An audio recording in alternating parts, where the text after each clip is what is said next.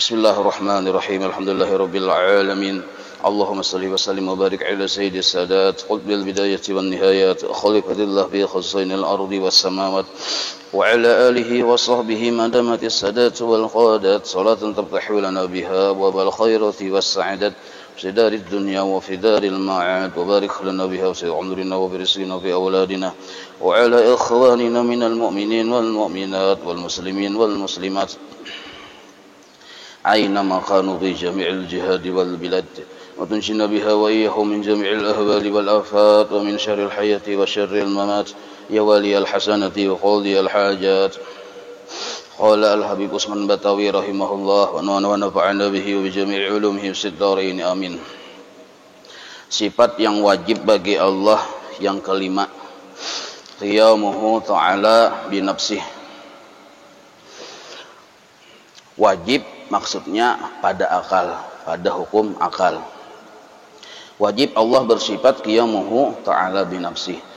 Artinya berdiri Allah ta'ala dengan sendirinya.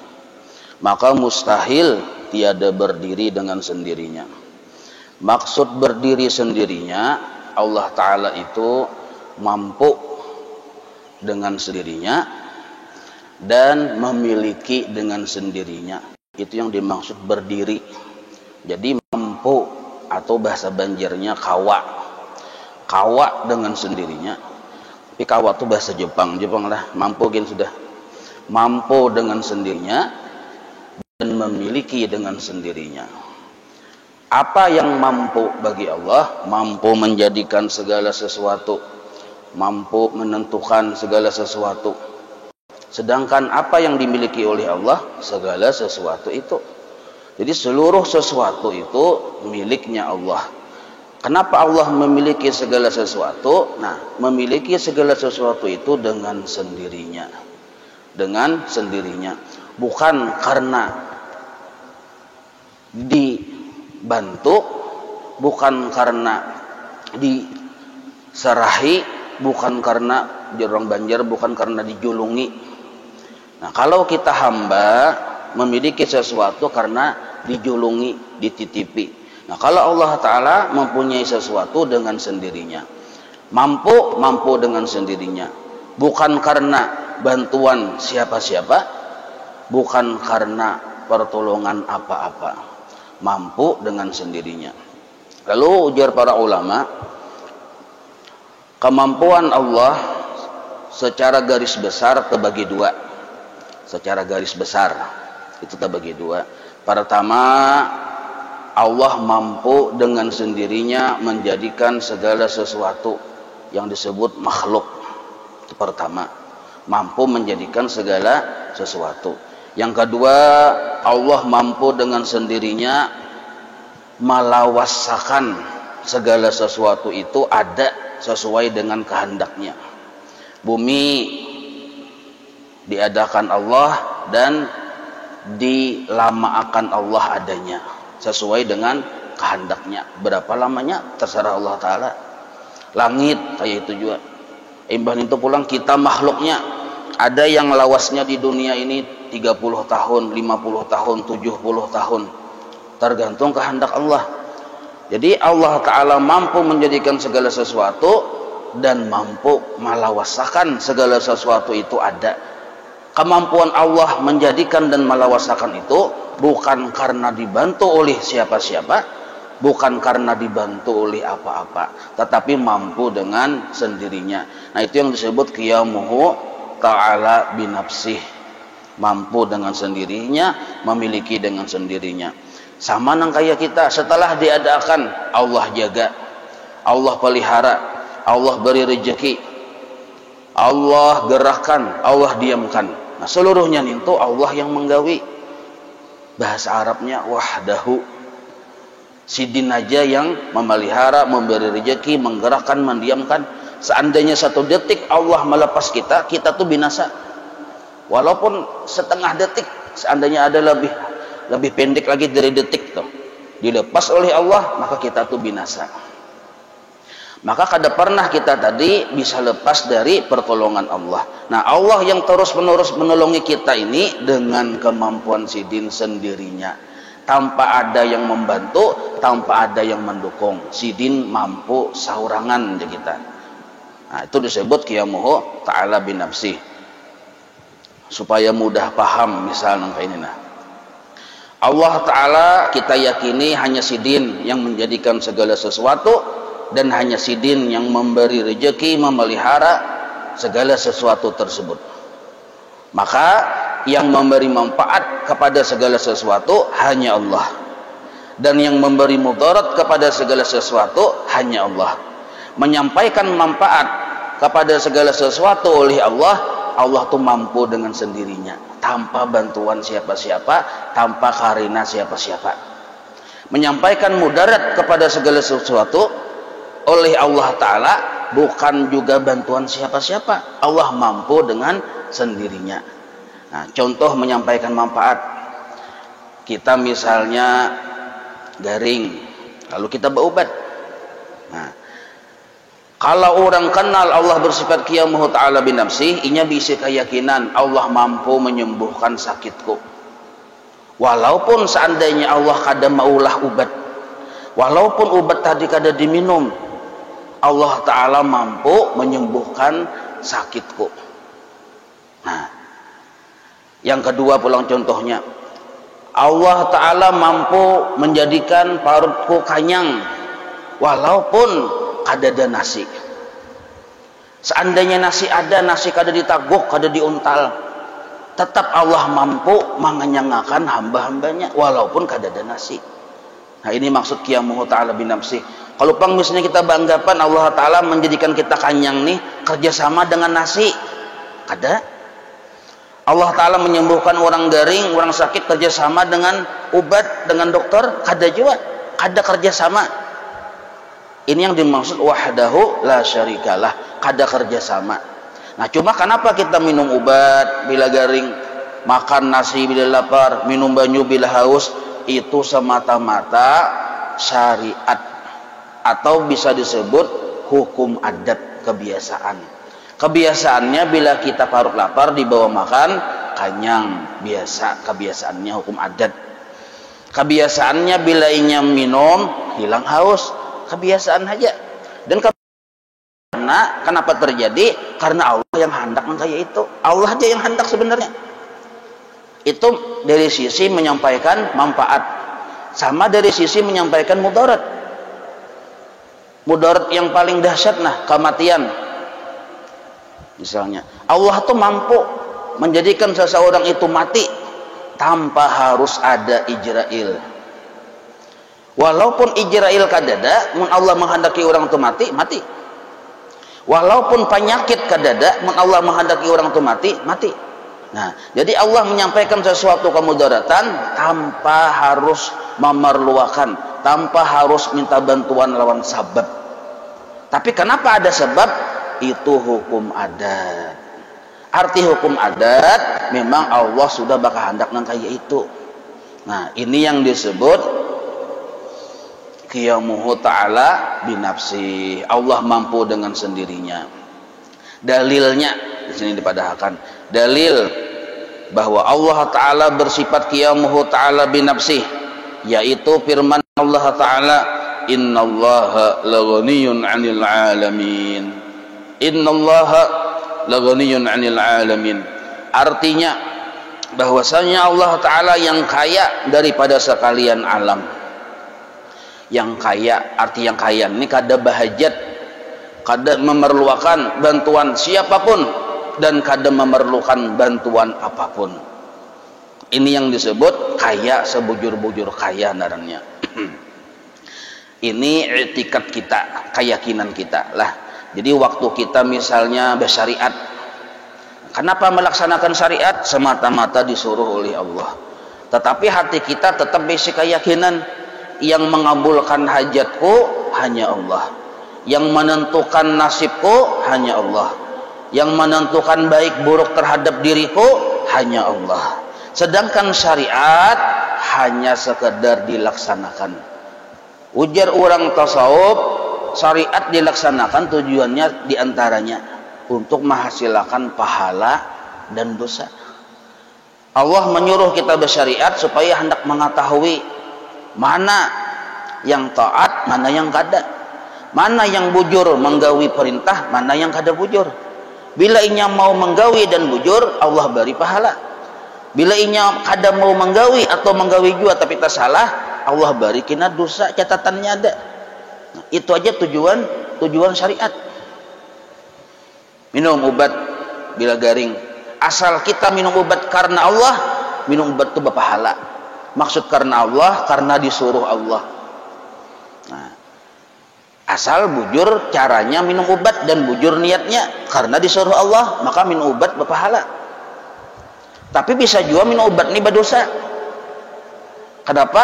Bila orang tadi kada belajar sifat 20, kada paham Allah bersifat qiyamuhu ta'ala binafsih, inya menganggap obatlah yang menyembuhkan dirinya.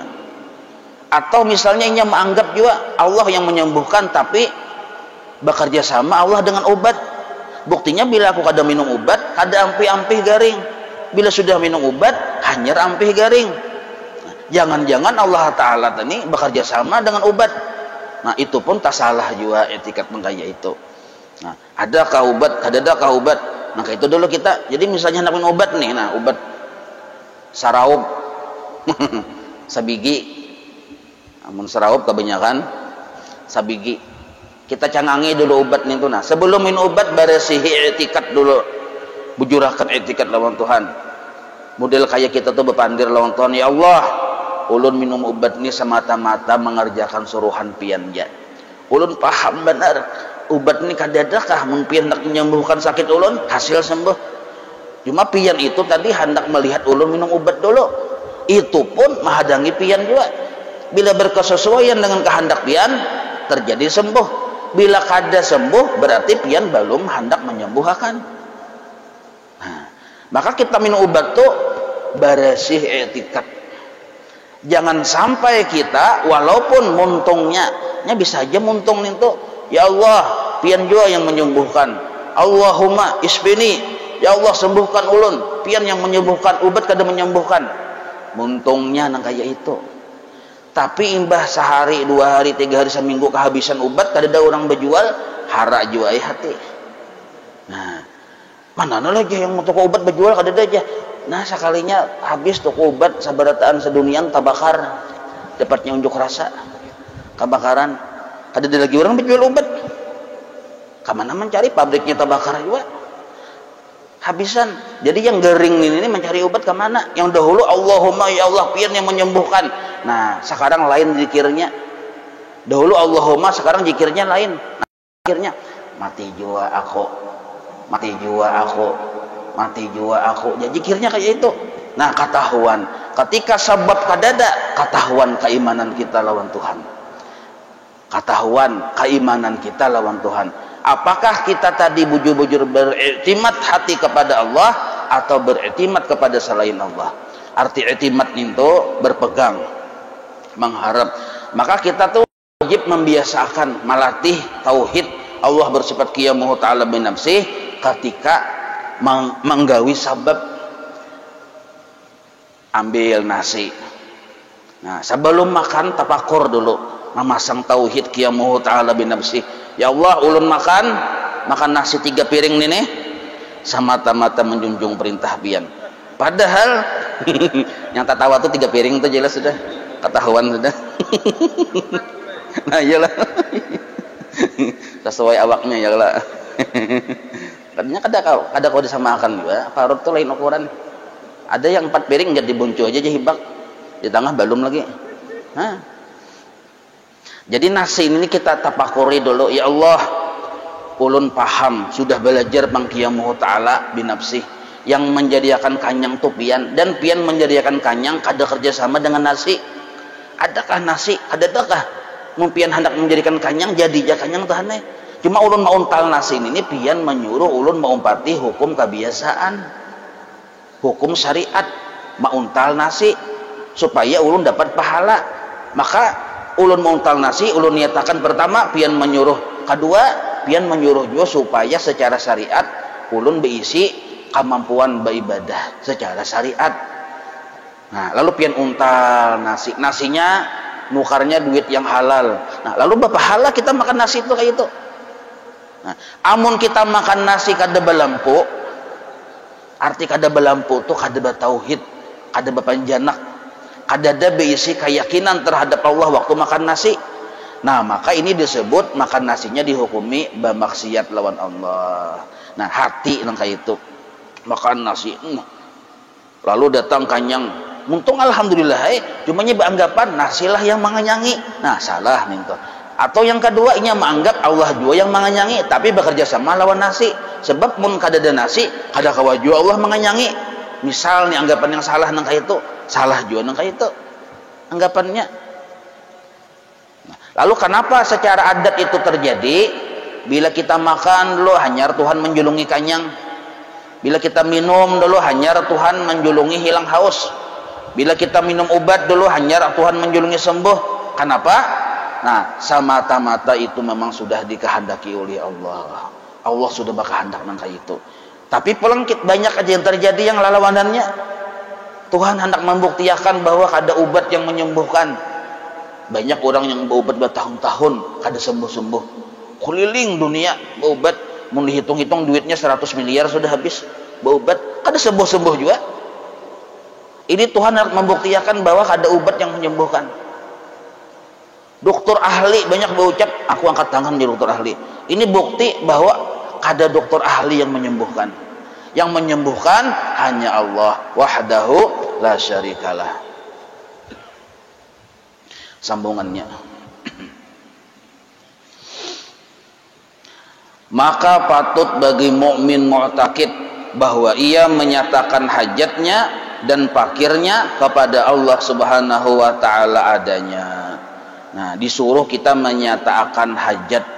Arti menyatakan ini melaporkan hajat hanya kepada Allah.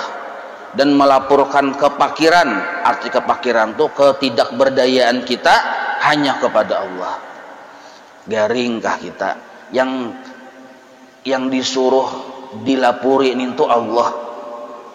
Jangan kita melapor lawan makhluk. Kada berduitkah kita misalnya? Nah, yang disuruh pamulaan dilaporin itu Allah.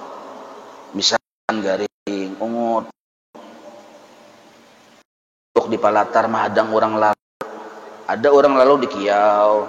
Oh, sini lo aja. Dudukan pemandiran. Apa garing lawas sudah aja. Dan ini ada aja garing kada nyaman awak aja berkisah. Jadi ujian kawan tuh sama, ulun kayak garing juga. Nah, ya lalu jurung beristaan kada usah melapor lawan makhluk sama penyakitnya. Ada bertemu kawan wal kayak apa aja ya makun ini nah aja mun setahun ini bilang aru kada berduit terus aja melapor ke makhluk. Jangan, jar kawan sama kita walai pada kada berduit juga. Nah, jadi jangan melapor ke makhluk. Maka di sini ada adabnya. Nah, melapor kepada Allah Ta'ala. Guru-guru kita bahari sudah mencontohkan ma'amalahkan qiyamuhu ta'ala bin nafsih ini nah. Bahwa yang bujur-bujur sanggup mengabulkan hajat kita nanti hanya Allah, lain makhluk. Kada usah kita melapor ke makhluk. Nah, kecuali sesuai tuntunan syariat. Boleh kita melapor lawan makhluk sesuai tuntunan syariat. Misal garing ke dokter. Dokter bertakun, napa keluhan pian? Nah, jelaskan. Boleh aja nih itu kada termasuk merusak tauhid. Jangan pian berdiam. Jadi dokter pian sakit napa? Diam pian. Hinip. Aina ngapa ji dokter? Sakit napa pian? Hinip pian. Dikusuntik nih ji dokter. Nah, kan? Digeretak dokter sudah ngambilakan ka jarum ganal sih den. Ini berdiam. Tasilahu datang ke urutan. Yang mana cok aja ujar kainya yang tasilahu berdiam jom pian. Mengamalkan tauhid bang. Berdiam pian. Yang mana sakitnya mana nih? Tasilahu tangan kah batis kah? Berdiam aja. Munyak pak urutan diurutnya di mata. Tahu tuh rasa.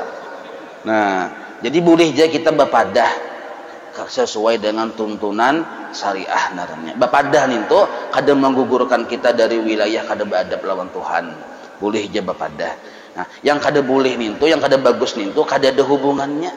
Sidin nih tuh tukang bica. Tukang bica.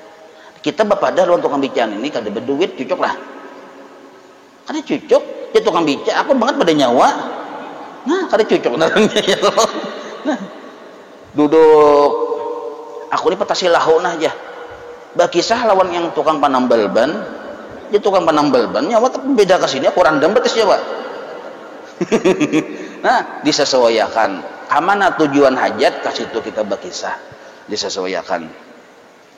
Nah, Imam Al-Habib Usman Batawi memadahkan bahwa adabnya orang yang yakin Allah bersifat qiyamuhu ta'ala binafsih, jangan berkisah lawan makhluk tentang keperluan hajat kita, tapi berkisahlah kepada Allah.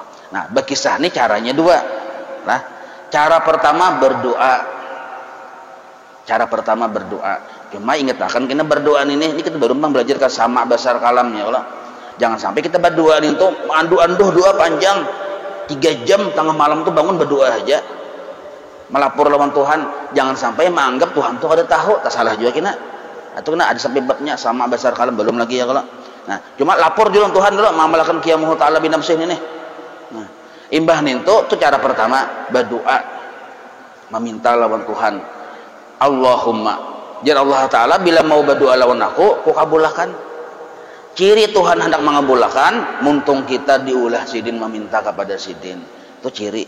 Selambat-lambatnya Allah mengabulkan di akhirat. Nah, jadi sebenarnya ada doa yang kada kabul. Asal doa tadi didoakan diucapkan dengan cara-cara yang bujur. Apa cara-cara yang bujur? Ada adab-adabnya. Di dalam doa itu jangan sampai tertinggal salawat kepada Rasulullah. Tasarah aja salawat itu di pamulaan kah, panengahan kah, penghabisan kah tasarah, asal ada salawat.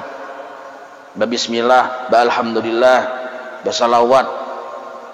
Jadi bismillahirrahmanirrahim, alhamdulillahirabbil alamin. Baca salawat yang pian hafal aja. Kada mesti harus menuruti kayak di buku. Napa pian hafal? Allahumma shalli ala sayyidina Muhammad. Napa doa pian ya Allah? 3 kali dulu ya, misalnya 3 kali ini terus ya Allah ya Allah ya Allah. Ulun hendak babini ya pian. Misal hendak aja kata-katanya. Imbah tuntung wa sallallahu ala sayyidina Muhammad wa ala ali sayyidina Muhammad. Nah, misal tuh contoh aja. Jadi melapor hendak babini itu ke Allah Ta'ala dulu. Jangan ke makhluk, kaina dulu ke makhluk, ke Allah Ta'ala dulu. Melapor hendak babini. Nah, cara yang kedua ini yang menurut para sebagian ulama afdal dari berdoa. Jar Allah Ta'ala, Nabi menyampaikan ke kita terus sampai ke kita ujar Allah Ta'ala, aku beri orang nintuh lebih harat, lebih hebat, lebih banyak, lebih afdal dari orang yang berdoa. Siapa mereka? Orang yang bawirid. Nah, orang yang mudawamah atau mulazamah bawirid. Misal pian mengamalkan wirid setiap kali imbah sembahyang subuh atau maghrib, itu jangan tertinggal la ilaha illallah wahdahu la syarika lahu mulku wa lahul hamdu yuhyi wa yumiitu wa huwa ala kulli syai'in qadir. 10 kali jangan tertinggal sebelum batis berubah posisi imbah salam. Imbah tu Allahumma ajirni minan nar 7 kali. Terus kurang-kurangnya nih, hanya subhanallah 33, alhamdulillah 33, Allah akbar 33, ditutup la ilaha illallah wa la syarika lahu mulku wa lahul hamdu yuhyi wa yumiitu wa huwa ala kulli syai'in qadir. Itu hanya ayat kursi. Itu wirid naranya di antara wiritan imbah sembahyang 5 waktu. Jangan sampai kita imbah salam berdiri. Nah, sebab wirid ini asal bujur-bujur wirid, arti wirid amaliyah yang sunat digawi terus-menerus dengan jumlah tertentu di waktu yang tertentu. Tundaran disebut wirid. Bila sudah kita berisi wirid, ini lebih hebat dari doa. Khasiatnya lebih hebat dari doa. Kubari jar Allah melebihi dari orang yang berdoa.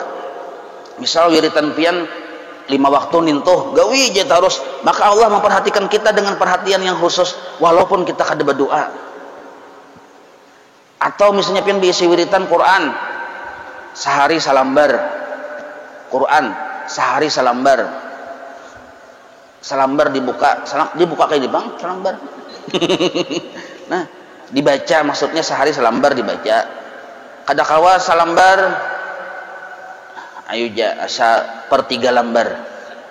Nah, 1/3 lembar aja tapi pian tugul Arti tugul tuh rutin, hari-hari waktunya pian pilih. Setiap imbah asar baca 3 baris Quran, setiap imbah asar baca 3 baris, hari-hari 1 tahun 2 tahun. Itu lebih hebat daripada orang yang berdoa. Diberi oleh Allah melebihi daripada orang yang berdoa. Sebab ujar Allah Ta'ala, ada orang yang kuperhatikan dengan perhatian yang khusus. Kenapa? Karena inya asik lawan aku, sehingga inya tadi kada sampai meminta lawan aku. Kuberi inya tadi melebihi daripada orang yang meminta. Nah, atau pian bisi wiritan salawat misalnya. Nah, jadi wiritan ini salah satu fungsinya adalah laporan kita lawan Tuhan. Jadi bukan hanya doa. Doa itu laporan kita lawan Tuhan juga. Wiritan pun laporan kita lawan Tuhan juga. Salawat sehari misalnya 100 kali. Ada riwayat datang ke itu, ada yang 10 kali, ada yang 70 kali, ada yang 80 kali, ada yang 500, ada yang 1000. Atas sarah pian pilih yang manakah? Ada juga yang 3 kali. Nyata pian milih 3 kali ya kalau tahandap bang. Pilih 3 kali tahandap. Nah, barang siapa pian misalnya memilih salawat itu 10 kali aja gen, kalau bisa banyak-banyak kah? Nah, salawat napa? Salawat yang paling handap, sallallahu alaihi wasallam Muhammad, paling handap sudah tuh 10 kali baisukan, 10 kali kamarian, rutin hari-hari dibaca, disebut wirid ngarannya. Maka pian berisi sesuatu yang melebihi dari doa. Nah, maka ujar orang bahari, orang-orang alim, orang-orang wali Allah Ta'ala beri bahari, barang siapa kita kada ada berisi wirid nang kaya itu, kita tuh dihukumi warik. Model kayak daging kita ini model kayak daging warik. Mbah bangun guring langsung meluncat, kada ada tapakur, kada ada bersyukur. Hendak guring langsung bepijim, langsung mengaruh, kada ada bebacaan, kada ada tapakur. Langsung bebiar tegatuk bantal aja langsung aja, kada ada bebacaan lalu-lalu, kada ada wiritannya kita. Ini ada jawaban melihat bantal langsung guring, melihat ajanya saking luar biasanya. Belum lagi berabah melihat saja langsung guring aja. Ada orang itu yang di sini nih. Nah, imbah itu pulang termasuk wiritan pagi sore, amaliyah pagi sore. Di antara amaliyah pagi sore, kalau pian membawa kitab Al-Adhkar itu banyak benar. Dalam kitab Al-Adhkar itu disusun oleh Imam Nawawi amaliyah pagi dan sore. Buka aja, banyak orang menjual yang terjemah gin banyak nih sudah ini. Buka, pian pilih mana suka, gratis, kada menukar. Pilih yang mana hendak amaliyah pagi sore. Oh, membaca ini besok kamarian. Tak pilihan pilih. No, lo pian memilih yang paling harap fadilatnya. Barang siapa membaca ini masuk surga kada berhisab, berdahulu pada nabi. Nah, bisa pian memilih itu tuh. Berdahulu pada nabi. Betul pulang paningginya surga di atas, tinggi pada Firdaus. Mbah itu pulang fadilatnya di dunia sugih, kada susah, kada mau begegeringan. Nah, itu pian memilih fadilat. Nah, berarti ngarannya kita tadi model kayak kananakan. Nah, maka yang bagus nih tuh memilih wiritan tuh pilihlah wiritan yang dipilihkan guru-guru kita bahari. Jadi guru-guru kita bahari itu sudah menyusun, mulai bahari-bahari menyusun wiritan tuh. Jangan juga kita model kayak memilih itu karena nafsuan. Arti karena nafsuan tuh nak kayak makan di banyak hidangan, oh suap terus, ini suap. Akhirnya teler. Nah, jadi wiritan ini ada juga dosisnya. Habib Umar Al-Attas sidin maulah ramuan wiritan yang datang dari Nabi yang disebut Ratibul Atas. Jangan dipadahkan Ratibul Atas ini bukan datang dari Nabi juga. Tapi sidin maulahkan wiritan susunan yang dari Nabi supaya mudah, yang dosisnya, ramuannya ibarat jamu tuh standar, seimbang. Ibarat yang meminumnya nih kada mabuk, kada teler. Nah, kada juga kurang gizi. Punya bilainya minum, caka ibarat Ratibul Atas ini jamu, caka ibarat minum, ampar sihat 5 sempurna. Kada kekurangan gizi, kada juga obesitas. Asal mengamalkan Ratibul Atas, misal ujar Habib Abdullah Haddad, ada juga Ratibul Haddad. Nah, ada sudah menyusunkan, jangan dipadahkan ini bid'ah. Nah, Di zaman Nabi juga ada roti pelatas, nyata ya kedede. Cuma di zaman Nabi itu bacaan-bacaan yang ada di sini tertulis sudah ada di zaman Nabi. Bahkan di zaman Habib Abdullah Al-Atas, Habib Umar Al-Atas pun ini belum benaran roti pelatas. 100 tahun sesudahnya hanya para ulama memadahi roti pelatas supaya mudah menyambat aja. Oh ini roti pelatas, susunan Habib Umar Al-Atas. Nah, maka bila kita mengamalkan roti pelatas lah, itu dianggap roti pelatas kah, widul latif kah, atau misalnya roti hadat kah, itu dianggap sudah kita mengamalkan amaliyah Nabi siang dan malam, pagi dan sore. Nah, kadang alih lagi kita ya kalau sudah ada yang masaknya, mungkin mencari, membuka kitab Al-Qar, buka mencari, nah ini bagus nih ya, catat, ini bagus nih ya, akhirnya kebanyakan, sekali dibaca langsung liut, langsung teler, ada tahu jurus-jurusnya. Kenapa? Inya karena nafsuan. Nah maka itu kita lebih bagus umpat ulama-ulama baharija dalam beramaliyah umpat ulama-ulama bahari. Ini guru kita, guru sekumpul tuh Najasidin.